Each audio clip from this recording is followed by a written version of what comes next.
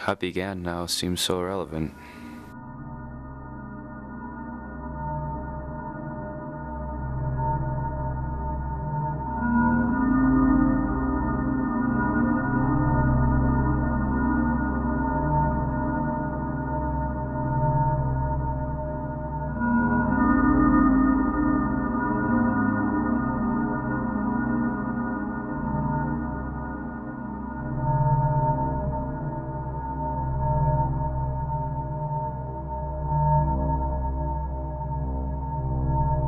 Gaseous forms give way.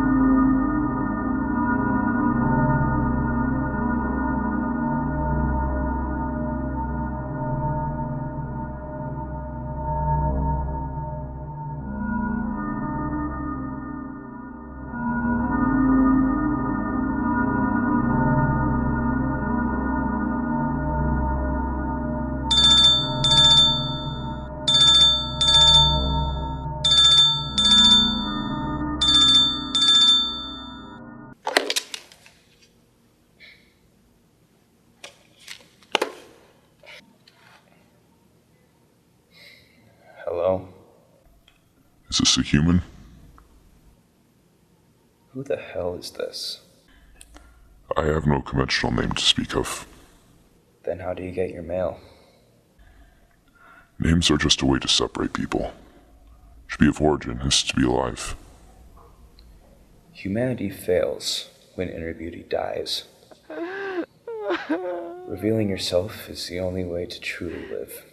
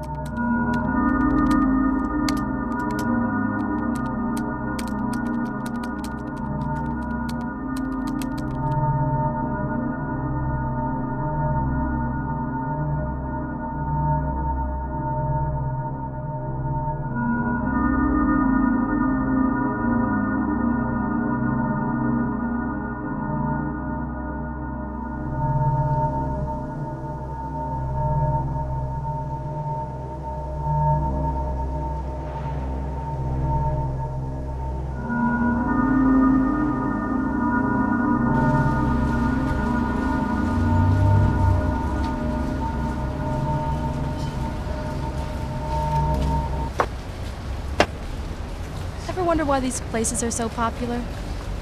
Most bars don't open till 2 p.m. No, it's the coffee. The company. People like being around other people. Nothing's better than drinking the labors of exploited third world workers. All for $1.89. You need to upbeat your rhetoric. It's still 1990s based. I drink to become alive, not to become anonymous. What makes you come alive? 2 things. Spewing outdated rhetoric, and of course, being the center of attention. How are you so flawed? I prefer colorful. It comes from not having a voice, as Pete Townsend so eloquently puts it in. Behind blue eyes. Where would you prefer to be? That's a fascinating question. My first answer would be more of a when than a where. So I have to say, when 2 people meet, does the venue really matter? See, that's the thing about you. You can never be bothered to make sense. A normal conversation. I'd like to have one, at least once. A normal conversation. I thought we were having one. Have you ever noticed how affection, true love in the perceived sense, isn't pure? See, this is what I'm talking about. Do most people have these kinds of conversations? What? You have an agenda of discussion.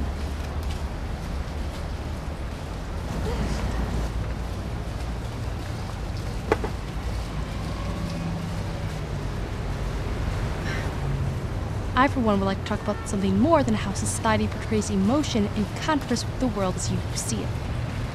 It's just that the world is so much different than what I thought it was. Public speaking is a weakness.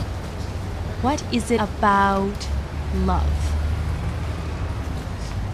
Now that's the gift that most will never have. It's too complex, too selfless for the masses to have fed to them. Maybe... Well, I have to get going. Don't you want an explanation? Explanations give birth to excuses. I have a 6 p.m. book signing with the round table. More attempts to get inside my head. You should come along. It should be fun. What's the point to your little lectures where you spew off things that make no sense? I'm trying to start a revolution. Isn't that a bit pretentious? Ambitious, maybe. But if one person just starts to think... So when we first met, I knew you were different. But different doesn't encapsulate a person who hates public speakers that give lectures. I don't hate all public speakers. Just the ones who think they can change one person. Like yourself.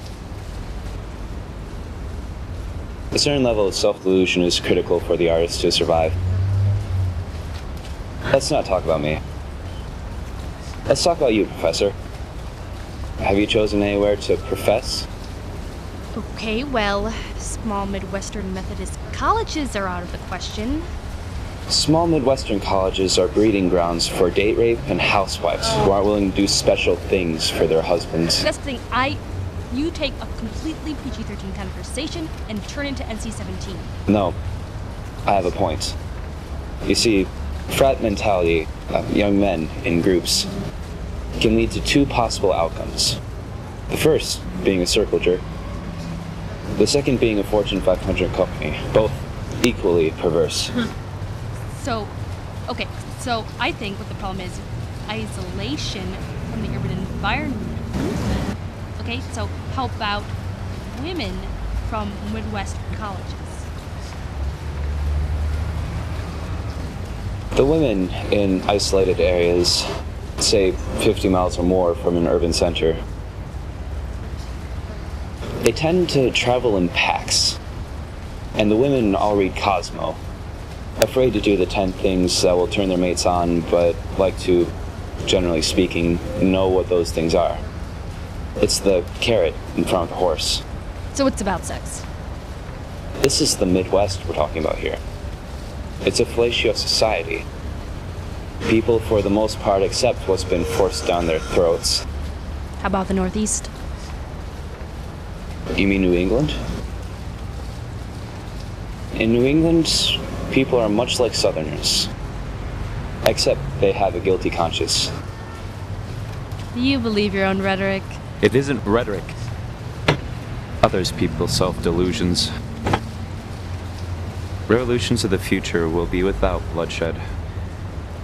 What a noble idea. That's not a good thing. Revolutions without repercussions are empty. Why is that the only repercussion that matters is that of blood? Blood is where it begins. Beginnings are the inspirations of legends. Endings are that of reality. I would gladly spill my blood for any cause worthy. If the cause is just, you shouldn't have to.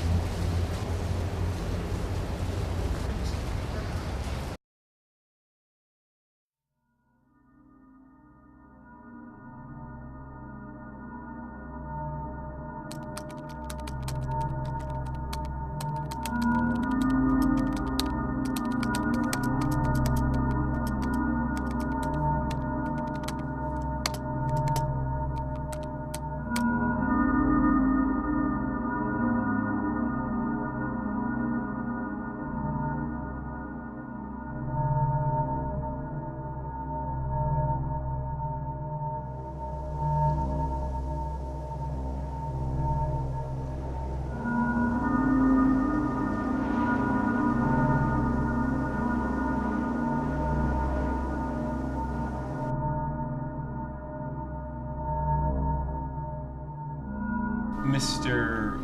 I have no convention. Whatever your name is. We have a very lucrative deal. Travel, speak, and make obscene amount of money. And just how much money will you make? An equally obscene amount of money. Will I be able to do everything I've ever dreamed of? You'll be able to do everything we've all dreamed of. So, what does this have to do with me not dealing with businessmen? All self-empowerment movements are funded by big business. Just travel, sell your ideals, and we'll all make money. Okay. I'll take the trip. But I have conditions. Excellent. 100,000 in small and marked bills. A developmental deal for 3 80s sitcoms to be turned into horrible movies. And last but not least, a car. A car worthy of a road trip on which I may have an epiphany.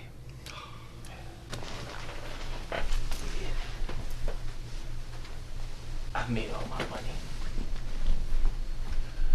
Don't go changing to try to please me. I love you just the way you are. What's the point? To what? This trip. It's some metaphor for life. You see, this is a fictional analogy of the state of the human race in the 21st century. That makes no sense whatsoever. Weakness can be exploited, but only by the strong. Humanity needs something to believe in. Let's travel. Sell the message. Make the legend.